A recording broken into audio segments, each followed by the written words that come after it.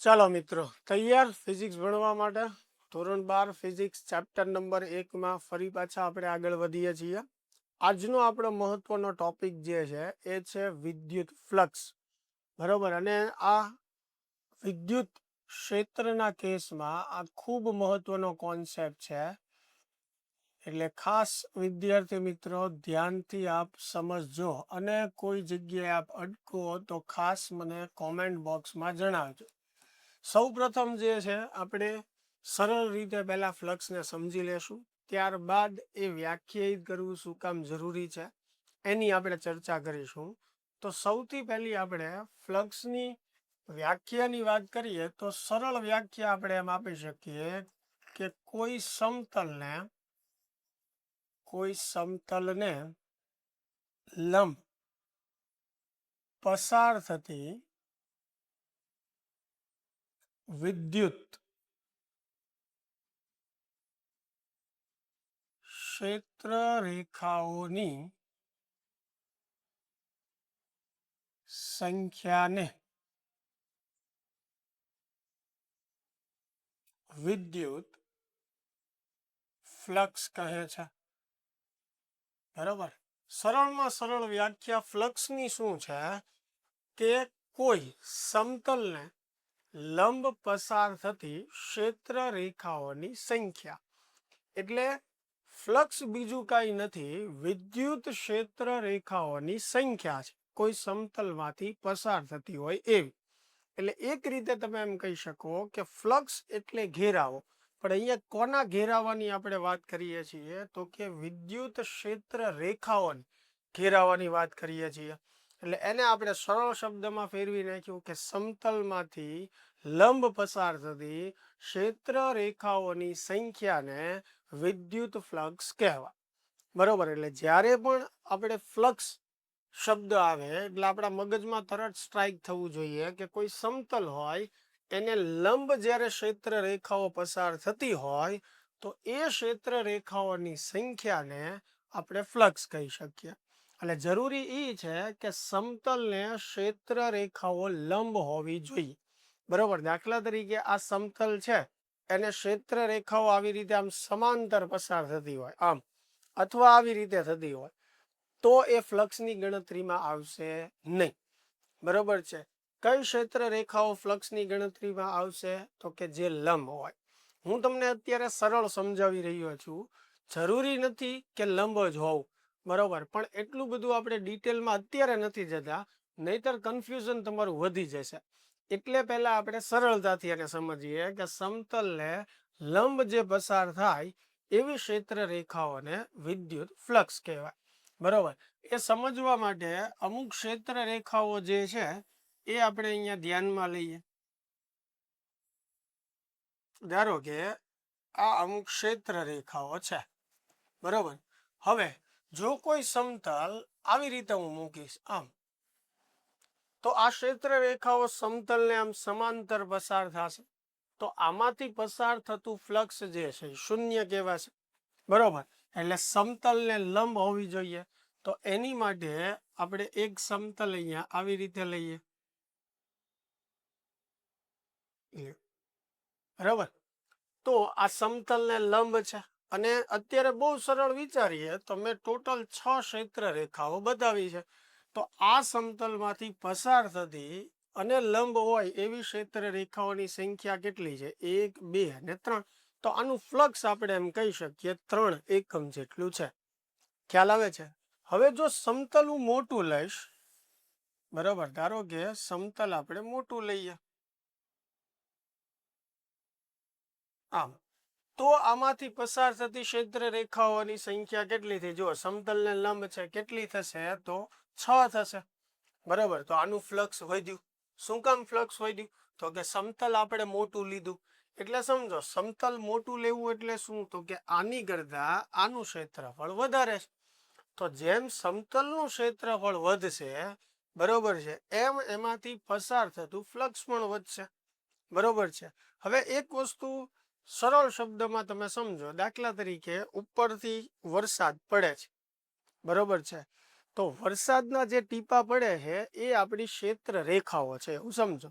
હવે હું એક નાની એવી બાલટી લઉં અને બાલટીને મૂકું એની અંદર, તો હવે એમાં જે પાણી ભરાશે એ ઓછું હશે, કારણ કે બાલટી નાની છે, એનું ક્ષેત્રફળ ઓછું છે, તો એમાં ઓછી ક્ષેત્ર રેખાઓ આવશે, એટલે ઓછું પાણી સમાશે. એટલે જે વરસાદના ટીપા પડે છે એ ક્ષેત્ર રેખાઓ છે. આપણી જે બાલટી છે એ આપણું સમતલ છે, તો બાલટી નાની છે, તો એની અંદર ફ્લક્સ ઓછું આવશે. એની બદલે આપણે મોટી બાલટી લઈએ અને મૂકીએ તો એમાં વધારે ક્ષેત્ર રેખાઓ, એટલે કે વધારે વરસાદના ટીપાઓ પડશે, તો વધારે પાણી જમા થશે. એટલે જેમ ક્ષેત્રફળ વધારે હશે, બરોબર છે, એમ એમાંથી પસાર થતું ફ્લક્સ એટલે કે ક્ષેત્ર રેખાઓની સંખ્યા વધારે હશે. એટલે આપણે એવું કહી શકીએ કે સમજી શકીએ કે સમતલમાંથી પસાર થતું ફ્લક્સ એ સમતલના ક્ષેત્રફળના સમપ્રમાણમાં છે. ક્ષેત્રફળ જેમ વધારે હશે એમ ફ્લક્સ એમાંથી વધારે પસાર થશે. બીજી વાત કે અહીંયા મેં ક્ષેત્ર રેખાઓ થોડીક છૂટી બતાવી છે, બરોબર છે, એટલે કે ક્ષેત્ર જે છે પ્રમાણમાં નિર્બળ છે. છૂટી ક્ષેત્ર રેખાઓ નિર્બળ ક્ષેત્ર દર્શાવે. હવે મારે પ્રબળ ક્ષેત્ર દર્શાવવું છે, તો પ્રબળ ક્ષેત્ર દર્શાવવા માટે ક્ષેત્ર રેખાઓ જે છે એ ગીચ હોવી જોઈએ. તો અહીંયા આપણે ક્ષેત્ર રેખાઓ ગીચ એકદમ નજીક નજીક બતાવી, એટલે કે મેં ક્ષેત્ર પ્રબળ કર્યું. ક્ષેત્ર કઈ રીતે પ્રબળ થાય? વિદ્યુત ભારનું મૂલ્ય વધારે હોય તો, એટલે કે મોટો વિદ્યુત ભાર લઈએ તો એનું ક્ષેત્ર પ્રબળ હોય, બરોબર છે. તો અહીંયા ક્ષેત્ર વધાર્યું. તો હવે ક્ષેત્ર જ્યારે વધશે ત્યારે જુઓ આમાંથી પસાર થતી ક્ષેત્ર રેખાઓની સંખ્યા વધી ગઈ. પહેલા 3 હતી, હવે 6 થઈ ગઈ. આની અંદર જુઓ એનાથી વધી ગઈ, પહેલા 6 હતી, હવે ગણો 1 2 3 4 5 6 8 9 10 11, બરાબર, ઓલમોસ્ટ 11 જેટલી થઈ ગઈ. એટલે કે જેમ વિદ્યુત ક્ષેત્ર વધશે એમ પણ એમાં પસાર થતું ફ્લક્સ જે છે એ વધી જશે, બરોબર છે. જેમ કે વરસાદ એકદમ ધીમે ધીમે પડતો હોય તો બાલટીમાં જે પાણી જમા થશે એ ખૂબ ઓછું થશે અથવા ખૂબ ધીમે ધીમે થશે. એ જ વરસાદ વધારે પડતો હોય વધારે પ્રમાણમાં તો બાલટીમાં થોડા સમયમાં જાજુ પાણી જે છે એ જમા થઈ જશે. તો એની જ જેવું કંઈક અહીંયા થશે કે જેમ ક્ષેત્રની પ્રબળતા વધશે એમ આમાંથી પસાર થતું ફ્લક્સ જે છે એ વધશે. એટલે ફ્લક્સ જે છે એ ક્ષેત્ર અને ક્ષેત્રફળ બંને ઉપર આધારિત છે.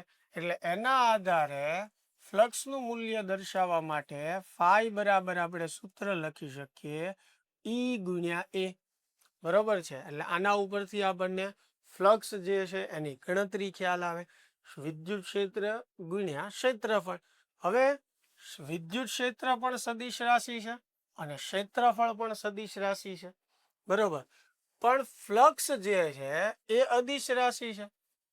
વિદ્યુત ફ્લક્સ જે છે એ અદિશ રાશિ છે, કારણ કે વિદ્યુત ફ્લક્સ એટલે શું યાદ કરો? પસાર થતી ક્ષેત્ર રેખાઓની સંખ્યા. તો છે તો એ ક્ષેત્ર રેખાઓની સંખ્યા જ તે, બરોબર છે. એટલા માટે સંખ્યા તો અદિશ રાશિ હોય, તો ફ્લક્સ અદિશ રાશિ છે. હવે આ બંને સદિશ રાશિ છે, તો બે સદિશોનો ગુણાકાર થઈને અદિશ આવે છે. હવે બે સદિશોનો કેવો ગુણાકાર કરીએ તો આપણને જવાબ અદિશ મળે? તો કે ડોટ ગુણાકાર. એટલે આ સૂત્રને તમે આમ પણ દર્શાવી શકો ફાઈ બરાબર ઈ ડોટ એ, આવી રીતે પણ લખી શકાય. અને ડોટ આપણે દૂર કરીએ તો કોસ પણ મૂકી શકીએ, તો આ સૂત્ર આવી રીતે પણ બનશે ફાઈ બરાબર ઈ એ કોસ થીટા, જ્યાં થીટા જે છે એ વિદ્યુત ક્ષેત્ર અને ક્ષેત્રફળ સદિશ વચ્ચેનો ખૂણો છે. ક્ષેત્રફળ સદિશ રાશિ છે. હવે કોઈ પણનો ક્ષેત્રફળ સદિશ કઈ રીતે દર્શાવાય? જો 2D સરફેસ હોય, જેમ કે આ સમતલ છે, આ 2D સરફેસ કહેવાય અને 2 પરિમાણ છે, તો કોઈ પણનો ક્ષેત્રફળ સદિશ એને લંબ બહારની તરફ દર્શાવાય. તો આ સમતલનો ક્ષેત્રફળ સદિશ મારે દર્શાવવો હોય તો એને લંબ બહારની તરફ આવી રીતે દર્શાવી શકું, બરોબર છે. આ બાજુ પણ હું દર્શાવી શકું લંબ બહારની તરફ, એટલે આ બાજુ પણ દર્શાવી શકાય. તો 2D સરફેસમાં મોટા ભાગે ક્ષેત્રફળની દિશા જે ક્ષેત્રની દિશામાં લેવામાં આવે, બરોબર, કારણ કે 2D સરફેસ હોય તો તમે બે બાજુ ક્ષેત્રફળ સદિશની દિશા દર્શાવી શકશો. એટલે એ આપણી જે રીતે જરૂરિયાત હોય એ પ્રમાણે આપણે દર્શાવી શકીએ. જ્યારે 2D સરફેસ છે ત્યારની વાત છે. એટલે સમતલને લંબ બહારની તરફ, દાખલા તરીકે અહીંયા કોઈ આ વર્તુળ છે, તો આનો ક્ષેત્રફળ સદિશ એને લંબ બહારની તરફ એટલે કાં તો ઉપરની તરફ અથવા તો તમે નીચેની તરફ દર્શાવી શકો. બરોબર, આ 2D સરફેસ માટે. પણ જો 3D સરફેસ હોય, હવે 3D સરફેસ હોય જેમ કે સમઘન, તો એ અંદરથી બંધ હશે.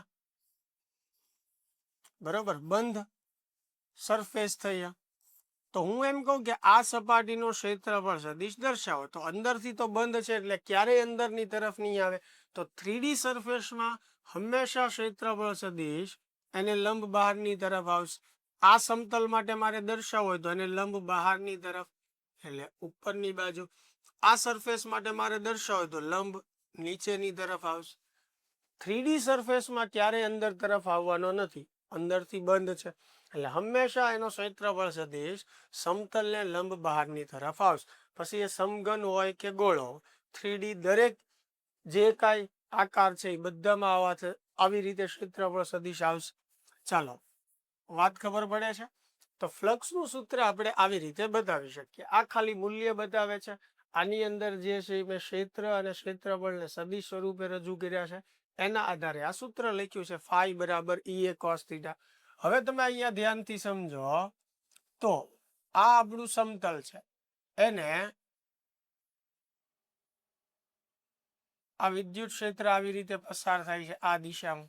તો મેં અગાઉ જ તમને કીધું કે જો સમતલને ક્ષેત્ર સમાંતર હશે તો ફ્લક્સ 0 થશે. એ જ વસ્તુ આપણે અહીંયાથી સમજી શકીએ કે આ દિશામાં E છે, આનો ક્ષેત્રફળ સદિશ લંબ જે છે બહારની તરફ આવશે અથવા અંદરની તરફ તમે દર્શાવી શકો. 2D સરફેસ છે એટલે. પણ અહીંયા ધ્યાનથી સમજો તો આ જે છે એ ક્ષેત્ર છે E, અને અંદરની તરફ અથવા બહારની તરફ આપણો ક્ષેત્રફળ સદિશ છે. તો બંને વચ્ચેનો ખૂણો જે છે એ કેટલો છે? 90 છે.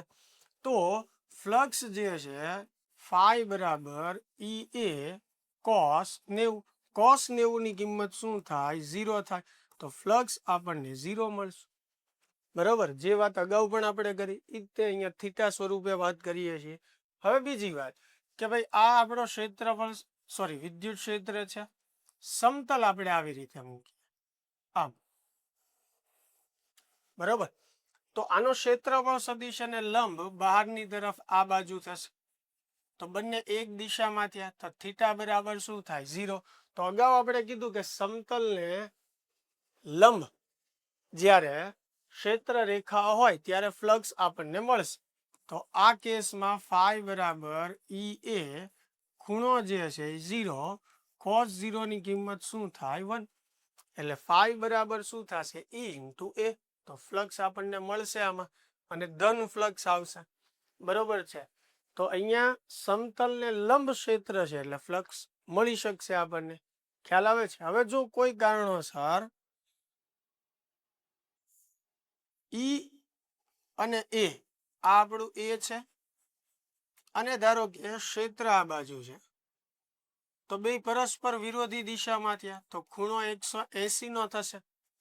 બરાબર, E અને A વચ્ચેનો ખૂણો લેવાનો છે. તો φ બરાબર EA cos 180. બરાબર, તો cos 180 એટલે -1 થાય.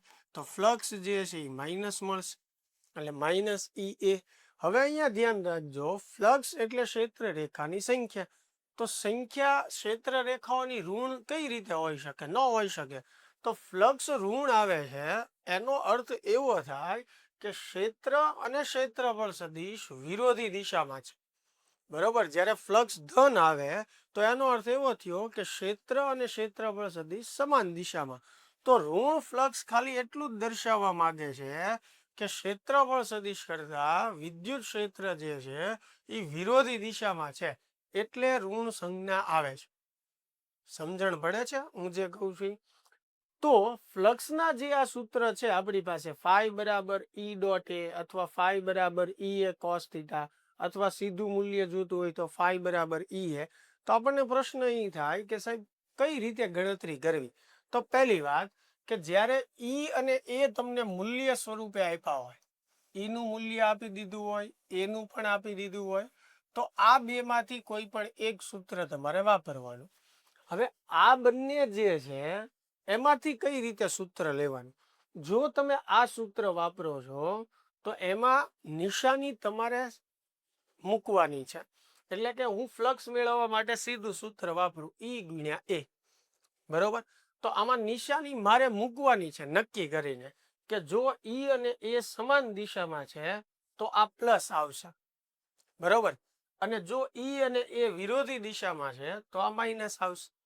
તો આ સૂત્ર હું ફ્લક્સની ગણતરી માટે વાપરીશ તો નિશાની હું મૂકીશ પહેલેથી કે ઈ અને એ જે છે એ સમાન દિશામાં છે તો પ્લસ આવશે, વિરોધી દિશામાં છે તો માઇનસ. એ કેવી રીતે ગણતરી થાય?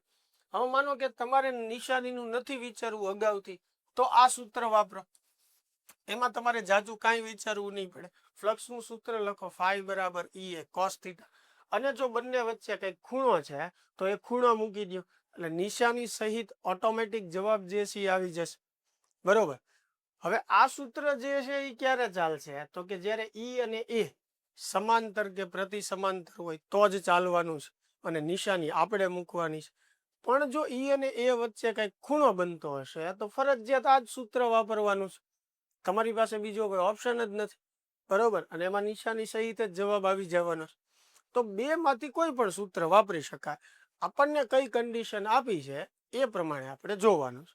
હવે જો આપણને ઈ જે છે અને એ જે છે એ સદિશ સ્વરૂપે આપ્યો એટલે કે કિંમત ન આપી હોય, સદિશ સ્વરૂપે આપ્યા હોય તો આ સૂત્રનો ઉપયોગ કરવાનો ફાઈ બરાબર ઈ ડોટ એ ડોટ ગુણાકાર કરીને. ખ્યાલ આવે છે? ચાલો આગળ વધીએ. તો ધન વિદ્યુતભાર હોય, ધન વિદ્યુતભાર એની ક્ષેત્ર રેખાઓ બહાર નીકળતી હોય, આવી રીતે આપણને ખ્યાલ છે, બરોબર. તો તમે એમ પણ કહી શકો કે ધન વિદ્યુતભારનું ફ્લક્સ ધન મળે, ધન વિદ્યુતભારનું ફ્લક્સ કેવું મળે? ધન. કારણ કે તમે આ ધન વિદ્યુતભાર છે ફરતો એક તમે આમ ગોળો વિચારો તો અહીંયા ક્ષેત્ર રેખાઓ જે છે આવી રીતે થશે એટલે આ વિદ્યુત ક્ષેત્રની દિશા થઈ. હવે અહીંયા તમે કોઈ નાનો એવો ખંડ ધારો તો એનો ક્ષેત્રફળ સદિશ પણ બહારની દિશામાં જ થશે, કારણ કે આ ગોળો છે અને એ બંધ 3D આકાર થયો એટલે એમાં હંમેશા બહારની તરફ આવે. તો ઈ અને એ એક દિશામાં આવે તો ફ્લક્સ ધન જ મળે, એટલે ધન વિદ્યુતભારનું ફ્લક્સ ધન મળે. એમાં ક્ષેત્ર રેખાઓ બહારની તરફ હોય તો નિર્ગમન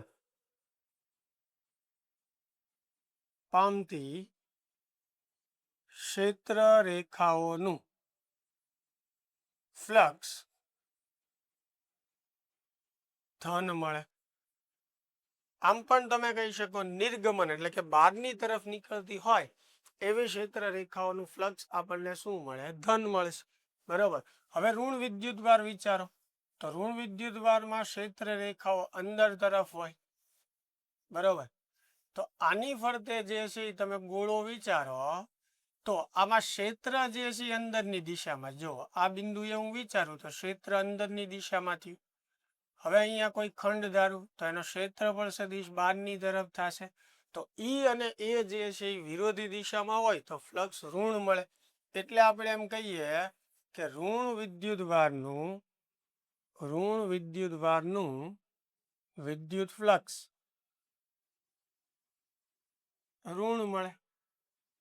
હવે એમાં ક્ષેત્ર રેખાઓ અંદર તરફ હોય, અંદર તરફની ક્ષેત્ર રેખાઓ એટલે તમે એમ કહી શકો આપાત ક્ષેત્ર રેખાઓનું વિદ્યુત ફ્લક્સ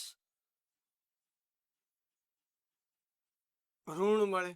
અને હવે ફરીને તમને યાદ કરાવું કે ઋણ ફ્લક્સનો અર્થ ખાલી એટલો જ થાય કે ક્ષેત્ર અને ક્ષેત્રફળ સદિશ વિરોધી દિશામાં છે.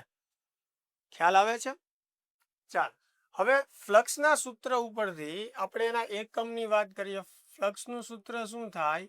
E ઇન્ટુ એ થાય.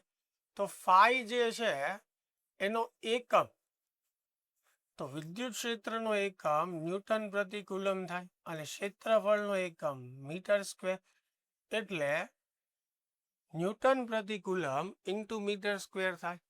બીજો એક એકમ વિદ્યુત ક્ષેત્રનો એકમ શું થાય? વોલ્ટના છેદમાં મીટર અને ક્ષેત્રફળનો એકમ મીટર સ્ક્વેર. એક મીટર મીટર કેન્સલ થાય તો એકમ શું બનશે? વોલ્ટ ઇન્ટુ મીટર બનશે. બરોબર. હવે વોલ્ટ ઇન્ટુ મીટર, તો વોલ્ટને આપણે જૂલના છેદમાં કુલમ પણ લખી શકીએ. તો આ પણ વિદ્યુત ફ્લક્સનો એકમ થઈ ગયો. અને આ બધા એકમોને વેબરના માનમાં વેબર તરીકે ઓળખવામાં આવે. એટલે ફ્લક્સનો એસઆઈ એકમ આપણે શું યાદ રાખશું? Weber, WB. બાકી બધા એના એકમો છે, અલગ અલગ સ્વરૂપ છે એના. એનું પારિમાણિક સૂત્ર આપણે બનાવવું હોય, ફાઈનું પારિમાણિક સૂત્ર, તો પહેલા એકમ ઉપરથી આપણે બનાવીએ. ન્યૂટન એટલે બળ, બળનું પારિમાણિક સૂત્ર મૂકીએ. મીટર એટલે અંતર, અંતર માટે L એટલે L2. નીચે કુલમ એટલે વિદ્યુતભાર, વિદ્યુતભાર માટે A1 T1. ચાલો સાદુરૂપ આપીએ તો M1 L2 અને L1 એટલે L3 T-3. T1 ઉપર જશે તો -1 થઈ જશે અને A-1. તો આ વિદ્યુત ફ્લક્સનું પારિમાણિક સૂત્ર થયું. તો આવી રીતે આપણે કોઈ પણ રાશિના પારિમાણિક સૂત્ર બનાવી શકીએ. અને આ બધી કોમ્પિટિટિવ એક્ઝામમાં જુઓ તો એકાદ બે પ્રશ્નો તો એવા હોય જ છે કે જેની અંદર એકમ અથવા પારિમાણિક સૂત્ર પૂછ્યા હોય. એટલે દરેક રાશિના આપણને એકમ અને પારિમાણિક સૂત્ર બનાવતા આવડવા જોઈએ. ચાલો, તો આ ફ્લક્સની આપણે સરળ સમજણની વાત કરી. હવે ધારો કે કોઈ સપાટી અનિયમિત હોય અથવા વક્રકાર હોય, તો એવા કેસમાં ડાયરેક્ટ ફ્લક્સની ગણતરી અઘરી પડે. તો એ કેસમાં શું કરવામાં આવે? તો કે સપાટી પર પહેલા નાનો એવો સૂક્ષ્મ ખંડ ધારો, અને આ સૂક્ષ્મ ખંડનું ક્ષેત્રફળ આપણે DA કહીએ. તો એ સૂક્ષ્મ ખંડમાંથી પસાર થતું ફ્લક્સ સૂક્ષ્મ હશે એટલે d5 બરાબર E ઇન્ટુ DA થશે, અથવા તમે એમ કહી શકો E.DA. બરોબર. આ એક નાના એવા ખંડનું થયું. ફરીને પાછો આવો સૂક્ષ્મ ખંડ ધારીએ એટલે પાછું આટલું ફ્લક્સ મળે. પાછો સૂક્ષ્મ ખંડ, પાછું આટલું. એવી રીતે આખી સપાટી પર આવા નાના ખંડો ધારતા જાઓ અને દરેક નાના ખંડ માટે આવું નાનું એવું ફ્લક્સ મળશે. કુલ ફ્લક્સ આપણે મેળવવું હોય તો શું કરવું પડે આપણે? તો કે આ બધા ફ્લક્સનો સરવાળો એટલે કે સંકલન. ફાઈ બરાબર સંકલન E.DA. એટલે અનિયમિત અથવા વક્રકાર સપાટી માટે કુલ ફ્લક્સ મેળવવા માટે આપણે આ સૂત્રનો ઉપયોગ કરશું. એટલે આ સૂત્રને આપણે કોઈ બંધ સપાટી પરનું કુલ ફ્લક્સ જે છે એ કહી શકીએ, અથવા તો એના પરનું ફ્લક્સ માટેનું સંકલન કહી શકીએ. ખ્યાલ આવે છે? તો આવી રીતે જે છે આપણે ફ્લક્સ મેળવી શકીએ. તો મિત્રો, આ જે છે એ ફ્લક્સની આપણે જે ઉપયોગી હતી એ સમજણ થઈ. હવે વિદ્યાર્થી મિત્રોને એ પણ પ્રશ્ન હોય કે સાહેબ, ફ્લક્સ વ્યાખ્યાયિત કરવું શું કામ જરૂરી છે? કારણ કે શરૂઆતમાં આપણે સમજ્યા વિદ્યુતભાર, તો આપણે એ શીખ્યા કે એક વિદ્યુતભાર વડે બીજા વિદ્યુતભાર ઉપર બળ લાગે છે. હવે એ બળ લાગવા માટે અમુક વિસ્તાર આપણે વ્યાખ્યાયિત કર્યો, જેને આપણે વિદ્યુત ક્ષેત્ર કીધું. સરળ શબ્દમાં આપણે વિદ્યુત ક્ષેત્ર કઈ રીતે સમજ્યા? તો કે કોઈ એક વિદ્યુતભાર જે વિસ્તાર સુધી સામેના વિદ્યુતભાર પર બળ લગાડી શકે એ વિસ્તારને એનું ક્ષેત્ર કહેવાય. આ એક સમજણ થઈ સરળ, બરોબર છે. એટલે બળને સમજવા માટે આપણે ક્ષેત્ર વ્યાખ્યાયિત કર્યું. પછી ક્ષેત્રને સમજવા માટે આપણે ક્ષેત્ર રેખાઓ વ્યાખ્યાયિત કરી.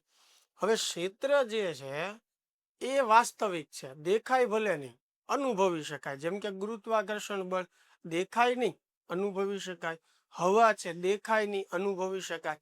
એટલે ક્ષેત્ર વાસ્તવિક છે. ક્ષેત્રને દર્શાવવા માટે આપણે ક્ષેત્ર રેખાનો ઉપયોગ કર્યો. હવે ક્ષેત્ર રેખાઓ તો કાલ્પનિક છે, અનુભવી ન શકાય, બરોબર છે, અને દેખાય પણ નહીં. અને ક્ષેત્ર રેખાઓની સંખ્યાને આપણે શું કહીએ છીએ? ફ્લક્સ કહીએ છીએ. તો પ્રશ્ન આપણને એ થાય કે સાહેબ, શા માટે ફ્લક્સ ભણવું જરૂરી છે? બરોબર છે. તો હવે એની આપણે વાત કરીએ કે ઘણા બધા કેસ એવા હોય કે જેની અંદર વિદ્યુત ક્ષેત્રની ગણતરી સીધી સરળ પડે નહીં. એટલે કે અમુક જટિલ આકાર માટે ક્ષેત્રની ગણતરી આપણે સીધી કરી શકતા નથી.